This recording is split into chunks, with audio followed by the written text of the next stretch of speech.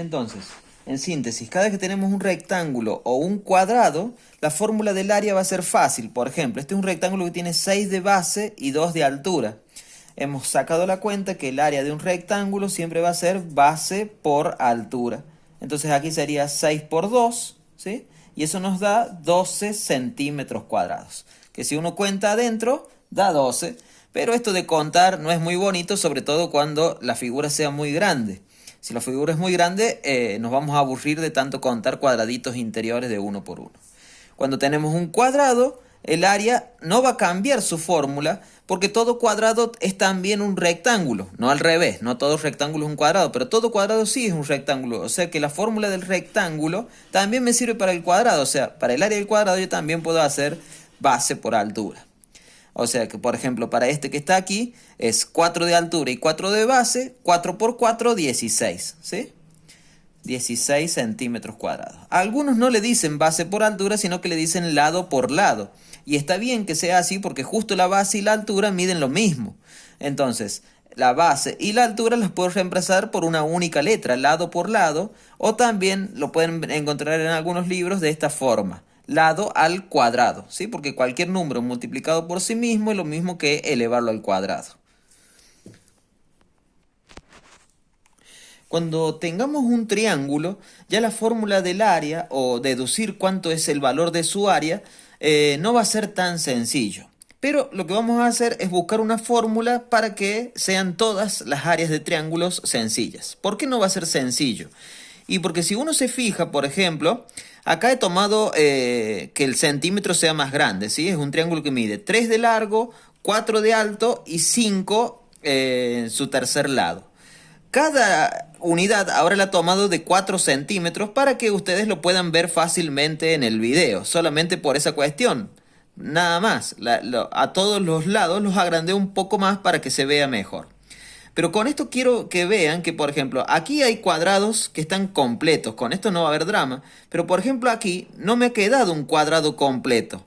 Acá me ha quedado un triángulo. Acá me ha quedado otro triángulo. Entonces, ¿cómo hago para darme cuenta estos triángulos, cuántos cuadrados en total me van a formar? Está medio complicado. Ya vamos a ver un truco bien sencillo.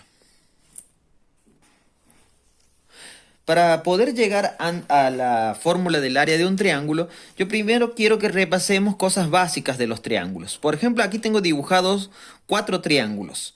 Los triángulos tenían un nombre de acuerdo a su forma, de acuerdo al tamaño de sus lados y de sus ángulos. Por ejemplo, este que está aquí, claramente es un triángulo que es escaleno porque tiene sus 3 lados distintos y puede ser acutángulo o rectángulo dependiendo de cómo es este ángulo, si es de 90 o no. Este que está aquí es acutángulo, este que está aquí es obtusángulo, porque este ángulo que hay aquí es obtuso, se abre, tiene más de 90 grados. Y este triángulo que está aquí se llama triángulo rectángulo, porque tiene un ángulo que mide 90 grados. Todo triángulo tiene una base y una altura. En realidad tiene 3 bases y 3 alturas.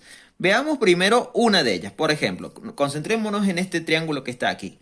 Si al lado que está horizontal le llamo base, la altura ¿quién sería?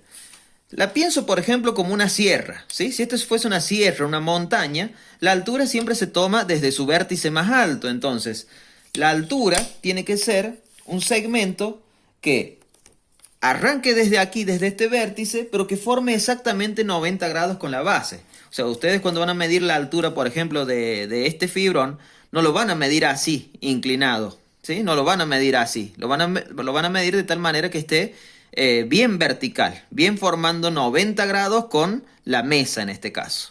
Bueno, lo mismo pasa con los triángulos. Si yo le quiero medir la altura, tengo que ir desde su pico hasta la tierra, pero formando 90 grados. Entonces, la forma más simple es con una escuadra de 90 grados. Entonces, le marco aquí y ya sé cuánto es la altura. Esa es la altura porque me forma justo aquí 90 grados con la tierra o la base, ¿sí? Y uno puede medirle después cuánto tiene de tamaño esa altura. Bueno, esta altura en realidad mide 4 centímetros.